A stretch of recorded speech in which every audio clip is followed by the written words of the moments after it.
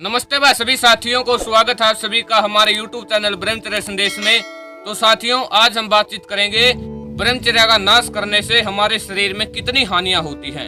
तो जो ब्रह्मचर्य पालन होता है उसको करने से व्यक्ति को अनेकों लाभ भी मिलते हैं, और जो व्यक्ति इसका नाश करते हैं दिन प्रतिदिन अपने हाथों से अपने पेशाब करने वाली मूत्रेंद्री के साथ कुचेष्टाएं करते हैं, उन व्यक्तियों का इतना बुरा हाल हो जाता है कि मैं आपके सामने बयां भी नहीं कर सकता। तो सुनिए, ब्रह्मचर्य का नाश करने से शरीर में क्या क्या हानियां होती हैं।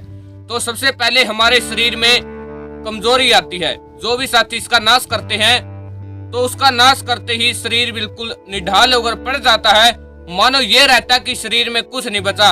चलते हुए चक्कर आते हैं, किसी भी चीज में मन नहीं लगता।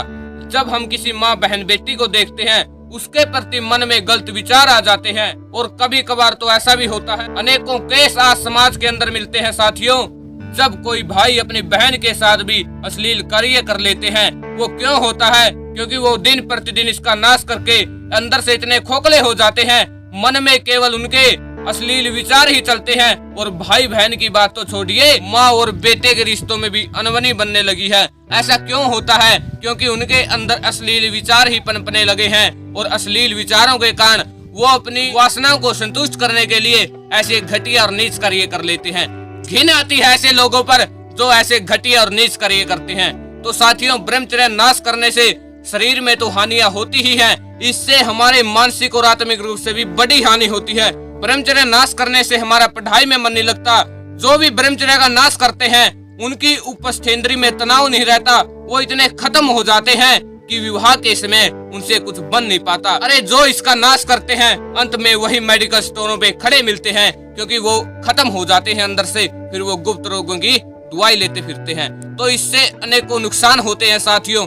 जब कोई ब्रह्मचर्य का नाश करता है हमारी आत्मा बिल्कुल रोने लग जाती है। हम ये सोचते हैं कि चलो आगे से कदापि नहीं करेंगे।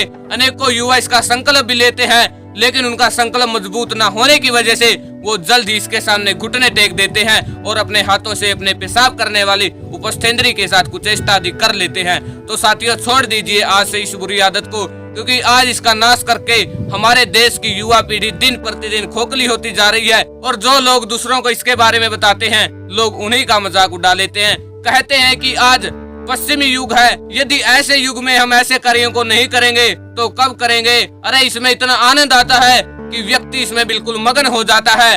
अरे ब्रह्मचर्य को तो आप छोड़िए, ये तो प्राचीन समय में संभव था, आज के युग में इसका पालन करना लोग कठिन समझते हैं। लेकिन ऐसी बात नहीं है साथियों, यदि आप इसका पालन करेंगे तो हमें इससे अनेकों लाभ मिलेंगे, हमारा जीवन बदल जाएगा। जो लोग ऐसे तर्क देते हैं कि इसका नाश कीजिए, तो ऐसे लोगों की आपको बात नहीं माननी है, आपको स्वयं सोचना है। जब आप इसका नाश करते हैं तो आपका शरीर स्वयं गवाही दे देता है। आज जो डॉक्टर बोलते हैं कि इसका सप्ताह में 1 या 2 बार नाश कर लेना चाहिए, शरीर में कोई हानि नहीं होती। अरे आप सोच कर देखिए, जब कोई व्यक्ति इसका नाश करता है तो उसकी आत्मा से आवाज आने लगती है कि इस कार्य को ना कर। फिर आपको किसी डॉक्टर की क्या आवश्यकता है? आपको किसी डॉक्टर की सलाह की क्या आवश्यकता है? जब आपका शरीर ये गवाही दे देता है कि जो तुमने ये कार्य किया है वो बिल्कुल गलत है, ये सही नहीं है, तो आपको अपने आप ही सोचना है। ये शरीर की 7वीं धातु होती है, जिसके बनने में हमारे शरीर के यंत्रों को विशेष परिश्रम करना पड़ता है, और तब कहीं जाकर यह शरीर का राजा वीर्य हमारे शरीर के अंदर तैयार होता है। लेकिन आज पढ़े लिखे मूर्ख जो अपने आप को बिल्कुल मॉडर्न समझते हैं, वो इसका दिन प्रतिदिन नाश करते जा रहे हैं। हमें समझने की आवश्यकता है। आयुर्वेद में एक मंत्र आता है कि रसाद्रिक्तम ततो मासम मासन मेदम प्रजायते मेद स्वस्ति ततो मज्जा मज्जा है सुकर संभव है। अर्थात भोजन के पचने पर शरीर में सबसे पहले रस बनता है, रस के बाद रक्त बनता है, रक्त के बाद मांस बनता है, मांस के बाद मेद बनती है, मेद के बाद हड्डी बनती है, हड्डी के बाद मज्जा बनता है, और अंत में वीर्य बनता है। अरे वीर्य शरीर का राजा होता है, राजा। और कहते हैं कि जब किसी राज्य का राजा शक्तिशाली होता है, उसके राज्य पर कोई आक्रमण नहीं कर सकता, उसे कोई गुलाम नहीं बना सकता, उसकी कोई सीमाएं नहीं लांघ सकता। लेकिन जिस राज्य का राजा कमजोर होता है उसे कोई भी गुलाम बना सकता है, कोई भी उसकी सीमाएं लांघ सकता है, और कोई भी उसे परास्त कर सकता है। अरे वीर्य शरीर का राजा है, राजा। इसको बनने के लिए 35 दिन का समय लगता है, और जो डॉक्टर लोग ये बोलते हैं कि इसका नाश कर लीजिए, कोई हानि नहीं होगी, अरे हानि होती है। चेहरा भी बिल्कुल इससे निस्तेज पड़ जाता है। चेहरे पर ओज तेज नहीं रहता और सारा का सारा दिन व्यक्ति टेंशन में बिताता है। उसके मन में अनेकों अश्लील विचार ही चलते हैं। यदि जब वह किसी माँ बहन बेटी को भी देखता है ना, तो उसके मन में तुरंत उसके प्रति गलत विचार आ जाते हैं। इतनी ज्यादा हानियां होती इसका नाश करने से। तो साथियों समझ जाएं इससे, और आप सभी कमेंट में अवश्य लिखना कि इससे आपके जीवन में क्या क्या हानियां हुई हैं, और जब से आपने ब्रह्मचर्य का संकल्प लिया है उसके बाद आपका जीवन कैसे बदला है।